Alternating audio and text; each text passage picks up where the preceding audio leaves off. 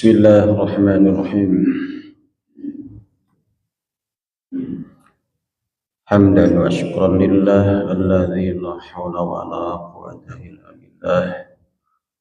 Asyhadu la ilaha illallah wahdahu la syarika lah. Wa asyhadu anna Muhammadan abduhu wa rasuluhu alladzi la nabiyya ba'dah. Amma ba'd. وقال تعالى في القرآن الكريم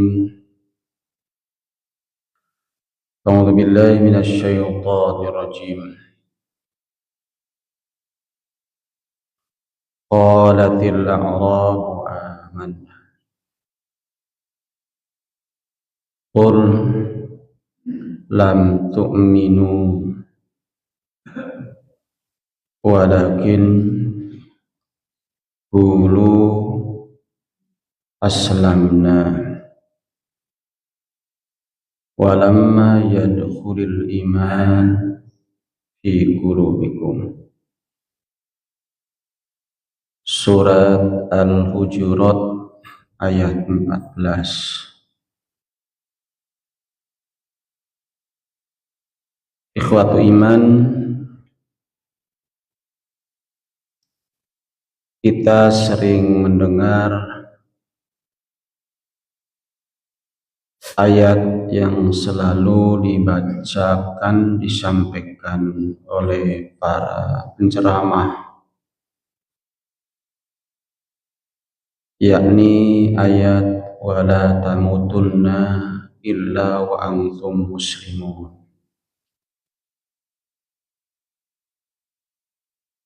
Dalam terjemahan Quran kita diartikan janganlah kalian mati kecuali dalam keadaan Islam atau beragama Islam. Tentu saja ini arti seperti ini diambil dari memang kalimat aslama yuslimu, Islam itu maknanya bisa artinya beragama Islam, dengan syarat sahnya seorang menjadi muslim bila terpenuhi rukun Islam: 2 kalimat syahadat, sholat, zakat, puasa, dan naik haji, yang para ulama menyebutnya rukun Islam. Tetapi bila kita baca Al-Hujurat 14 ini, tentu saja tidak sama dengan ayat yang tadi yang menegaskan wala tamutunna illa wa antum muslimun. Karena maksud dari ayat wala tamutunna illa wa antum muslimun bukan sekedar agamanya Islam, tetapi Allah perintahkan agar kita nanti mati dalam keadaan taat kepada Allah. Karena aslama yuslimu islaman juga selain maknanya atau artinya beragama Islam atau masuk Islam, aslama yuslimu islaman juga maknanya adalah tunduk dan taat. Akan lebih tepat bila kita memahami ayat wala tamutunna illa wa antum muslimun dengan terjemahan janganlah kalian mati kecuali dalam keadaan taat. Sebab kalau mati dalam keadaan taat kepada Allah, bisa dipastikan ia mati dalam kondisi husnul khotimah. karena lagi taat. Tapi kalau mati lagi korupsi, maaf, itu su'ul khotimah, bukan husnul khotimah. Apa yang korupsi agamanya Islam? Islam. Tapi matinya lagi korupsi, berarti dia tidak memenuhi ayat wala tamutunna illa wa antum muslimun. Jangan kalian mati kecuali dalam keadaan taat. Ternyata matinya lagi mabok umpama, atau lagi berbuat zina, atau sedang berbuat pelanggaran lainnya. Yang jelas di sini Allah perintahkan agar orang yang beriman matinya dalam ketaatan kepada Allah. Oleh karena itu di Al-Hujurat ayat 14 ini, orang-orang Arab Badui, Arab dari kampung, Arab dusun, pedesaan, datang kepada Rasulullah, lalu mereka mengatakan, qalatil a'rab, orang-orang Arab Badui mengatakan, amanna, kami telah iman. Jadi menyatakan diri, menyampaikan ke Nabi bahwa mereka itu sudah beriman. Nah, kita memahami bahwa mukmin itu level lebih tinggi daripada muslim. Jadi urutannya muslim baru mukmin. Itu. Nah, orang Arab Badui ini baru juga mengenal Islam, baru juga belajar sedikit tentang Islam. Kemudian mereka menegaskan kepada Rasulullah, kami sudah iman. Ya, amanna, kami sudah iman. Maka Allah perintahkan ke Rasul untuk meluruskan dan memberikan nasihat bahwa kalimat amanah tidak tepat dan belum pantas mengaku dirinya sebagai orang mukmin, karena mukmin level lebih tinggi daripada muslim. Maka kemudian Allah perintahkan ke Rasul, qul lam tu'minu, sampaikan kalian sebenarnya belum sampai kepada derajat mukmin. Jadi baru muslim, jangan ngaku-ngaku derajatnya mukmin. Kenapa? Kata Allah, walakin qulu aslamna. Tapi ucapkanlah kalian aslamna, kami sudah Islam, atau kami beragama Islam. Yang tadinya di luar Islam kemudian masuk Islam, silakan Anda ngaku kami sudah Islam dengan bukti-bukti, paling tidak menyatakan Allah sebagai Tuhannya, Nabi sebagai nabinya. Ucapkan kami sudah Islam, jangan menyampaikan bahwa kami sudah beriman. Kenapa? Walamma yadkhulul iman fi qulubikum. Karena imannya belum tertanam di dalam jiwa-jiwa kalian, dalam hati-hati kalian. Karena mukmin itu adalah proses dari sebuah ketaatan selama hidupnya, nanti berbuah terakhir derajatnya adalah mukmin. Itu sebabnya Rasulullah mengajarkan kepada kita dalam bacaan sholat jenazah. Dari sekian banyak pilihan bacaan sholat jenazah, satu diantaranya Rasul mengajarkan di takbir kedua sampai keempat diperintahkan untuk mendoakan dengan ikhlas untuk jenazah dan untuk yang lainnya. Rasul mengajarkan doa Allahumma gfir li hayyina wa mayyitina wa syahidina wa ghaibina wa saghirina wa kabirina wa dzakarina wa unsana. Allahumma man ahyaitahu minna wa ahyihi 'alal Islam wa man tawaffaitahu minna wa tawaffahu 'alal iman.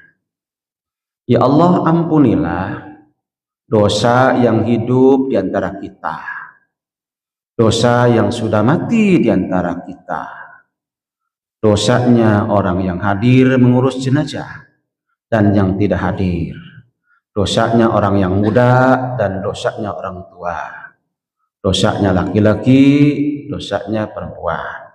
Ya Allah, siapa yang Engkau hidupkan di antara kita, maka hidupkanlah dalam ketaatan. Dan siapa yang Engkau matikan, Engkau wafatkan di antara kita, maka wafatkanlah dalam kondisi alal iman, derajatnya mukmin, sesudah melewati perjuangan ketaatan demi ketaatan, apa yang disebut dengan muslim. Jadi ayat wala tamutunna illa wa antum muslimun tidak pas kalau diartikannya janganlah kalian mati kecuali beragama Islam. Tapi lebih pas kita memahami dan mengartikannya, jangan kalian mati kecuali dalam keadaan sedang taat kepada Allah Subhanahu wa ta'ala, agar nanti akhir hayatnya dalam keadaan husnul khotimah. Oleh karena itu kita berharap ketaatan demi ketaatan yang kita lakukan, keislaman yang sedang kita jalani, ketaatan yang sedang kita lakukan, kiranya tetap istiqomah dan bersabar sampai akhir hayat kita, sampai Allah memberikan level hasil perjuangannya dengan ungkapan kita dinyatakan sebagai orang yang beriman atau orang yang derajatnya mukmin. Tentu saja ini merupakan makna istilah ma huwal mukmin, apa yang dikatakan orang beriman itu.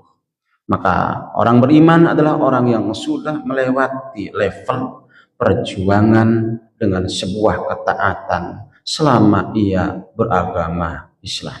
Itulah kita berharap senantiasa untuk bersabar, istiqomah dalam menjalaninya, agar kita kelak yaumul qiyamah tidak masuk ke neraka tapi langsung masuk ke surga karena meraih predikat wa huwal mukmin, sudah teruji ketaatannya selama hidup di dunia, kemudian ia dijadikan oleh Allah sebagai husnul khotimah.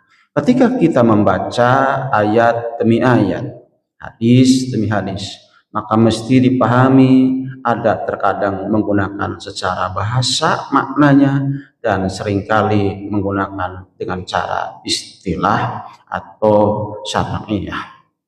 Ikhwatu iman, contoh pada kalimat sholat umpamanya. Bila kita baca Quran, semua perintah-perintah sholat, maka maksudnya adalah sholat secara istilah. Maksudnya sholat 5 waktu, aqimus sholat, tegakkanlah sholat, maksudnya adalah sholat 5 waktu. Nanti kalau yang sunnah-sunnahnya Quran menyebutnya lain lagi, bukan menggunakan aqimus sholat, tapi menggunakan contoh untuk tahajud, wa minal laili fatahajjat bihi dan seterusnya. Itu ungkapannya beda. Demikian nanti untuk yang hal-hal lainnya. Tapi jangan lupa sholat pun punya makna doa, ya, secara bahasa. Ya, sholat punya makna doa, punya makna secara istilahi. Secara makna doa, maka sholat maknanya adalah doa.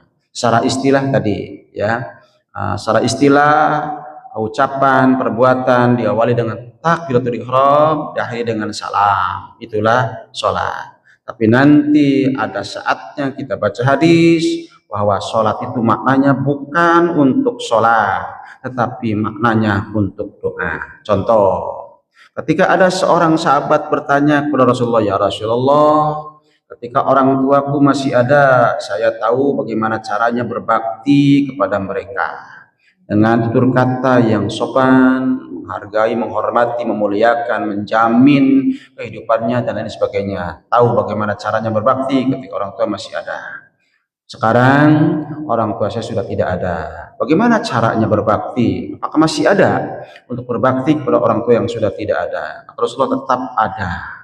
Perintah wabil walidaini ihsanan itu berlaku baik orang tua masih ada atau sudah tidak ada. Hendaklah berbakti kepada kedua orang tua baik masih ada ataupun sudah tidak ada. Lalu bagaimana caranya berbuat baik kepada orang tua yang sudah tidak ada? Kata Rasulullah, as-salatu alaihima wal istighfaru lahuma. Apa as-salatu alaihima di situ? Bukan dibayarkan sholatnya.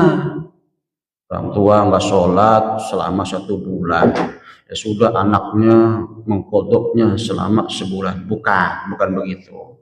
As-salatu di situ adalah kamu doakan mereka. Jadi sholat di situ maknanya doa, bukan membayar sholat. As-salatu alaihima, kamu doakan orang tua itu. Doakan, itu bukti bakti kita sebagai anak kepada orang tua yang sudah tidak ada. Jangan putus untuk nyambung mendoakan mereka. As-salatu alaihima. Doakan, doa apa saja yang bermanfaat. Ya Allah ampunilah, ya Allah rahmatilah, ya Allah tempatkan di tempat yang mulia, dan lain sebagainya. Secara umum doanya. Kemudian secara khusus wal istighfaru lahuma, jangan lupa mintakan ampunan dosa-dosa kepada Allah untuk kedua orang tua kita. Itu contoh bahwa memahami ayat-ayat, memahami hadis-hadis, maka tak akan lepas dari secara bahasa lugawinya dan istilahnya. Secara bahasanya apa? Secara istilahnya apa? Agar memahami dua hal ini menjadi satu cara untuk bisa memahami ayat Quran, hadis demi hadis dengan cara yang benar, agar tidak gagal paham di dalam memahami berbagai istilah yang ada di dalam agama kita. Demikian juga memahami Islam. Apa itu Islam?